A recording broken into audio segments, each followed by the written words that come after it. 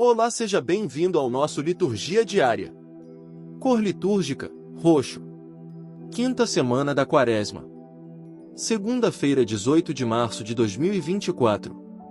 Primeira leitura. Leitura da profecia de Daniel. Naqueles dias, a Assembleia condenou Susana à morte. Susana, porém, chorando, disse em voz alta: Ó Deus eterno, que conheces as coisas escondidas e sabes tudo de antemão, antes que aconteça.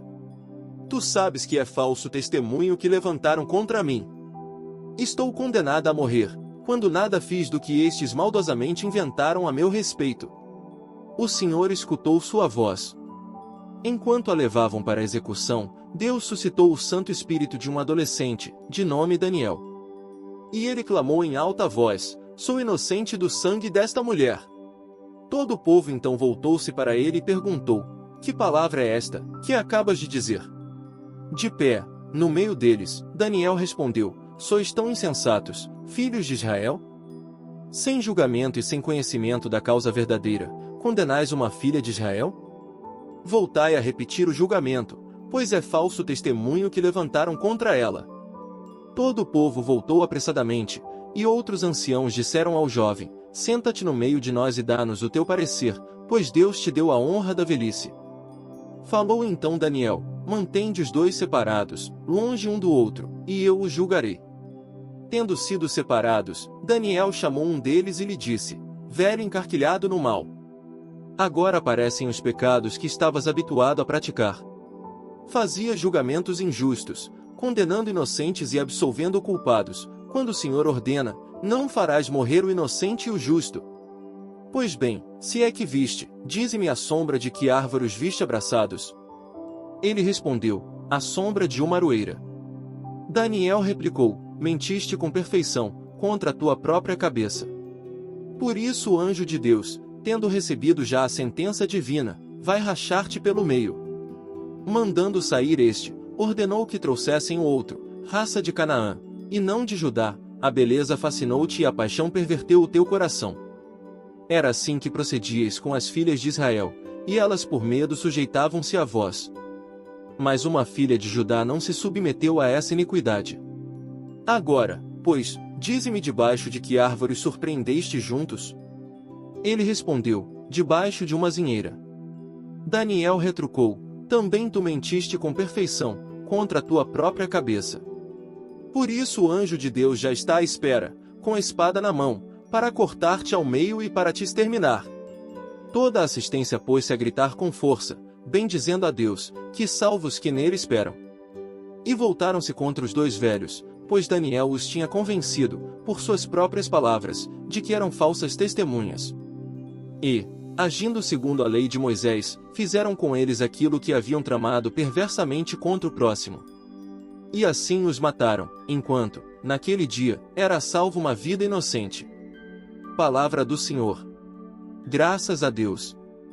Salmo responsório. Mesmo que eu passe pelo vale tenebroso, nenhum mal eu temerei, estais comigo.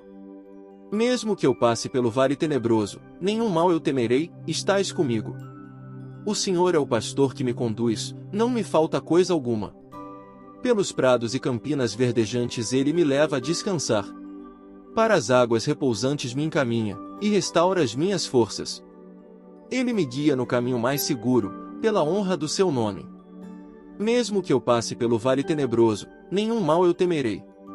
Estais comigo com bastão e com cajado, eles me dão a segurança. Preparais à minha frente uma mesa, bem à vista do inimigo, com óleo vós ungis minha cabeça, e o meu cálice transborda. Felicidade e todo bem hão de seguir-me, por toda a minha vida, e, na casa do Senhor, habitarei pelos tempos infinitos. Evangelho.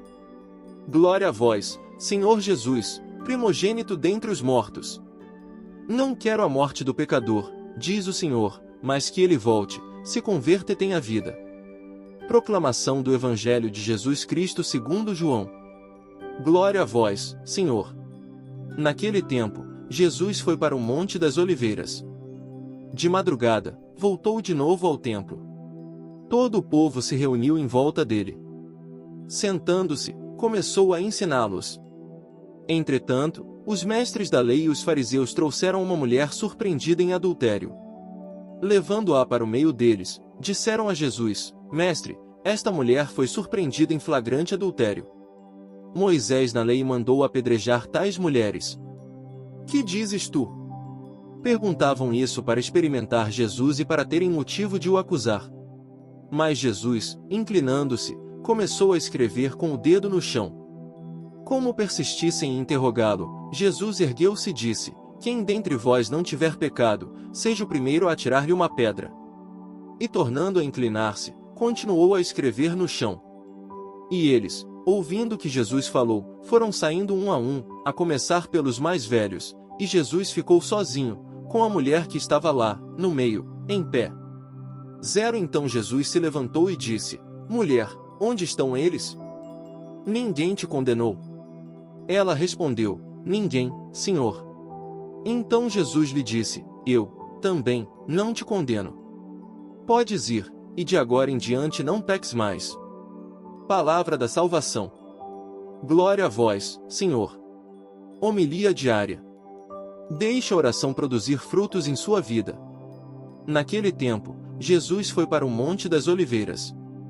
Os mestres da lei e os fariseus trouxeram uma mulher surpreendida em adultério.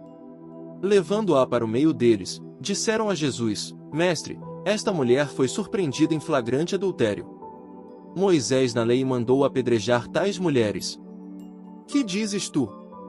Perguntavam isso para experimentar Jesus e para terem motivo de o acusar. Mas Jesus, inclinando-se, começou a escrever com o dedo no chão. Como persistissem em interrogá-lo, Jesus ergueu-se e disse: Quem dentre vós não tiver pecado, seja o primeiro a atirar-lhe uma pedra. Meus irmãos e minhas irmãs, Jesus está no Monte das Oliveiras. Esse dado geográfico é importante, porque o Monte das Oliveiras era um lugar privilegiado por Jesus, onde ele passava muitas horas em oração.